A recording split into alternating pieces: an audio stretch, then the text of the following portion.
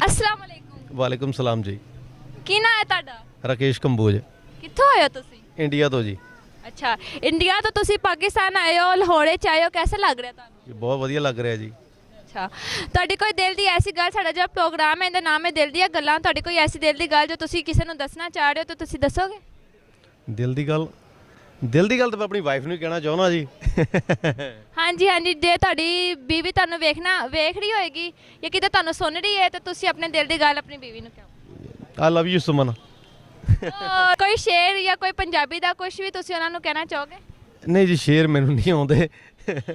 ਸ਼ੇਰ ਨਹੀਂ ਹੁੰਦੇ। ਹਾਂਜੀ चले आपने आई लव यू बोल दिया है, भी बहुत वड्डी गल है। तुसी कुछ लाहौरे च आए हो, पाकिस्तान च आए हो, कैसा लग रहा है तुहानू इंडिया च पाकिस्तान च आके? ਜੀ ਬਹੁਤ ਵਧੀਆ, ਬਹੁਤ ਵਧੀਆ, ਬਹੁਤ ਵਧੀਆ। ਹਾਂਜੀ थैंक यू सो मच। ਸ਼ੁਕਰੀਆ ਜੀ, ਮਿਹਰਬਾਨੀ। मेहरबानी।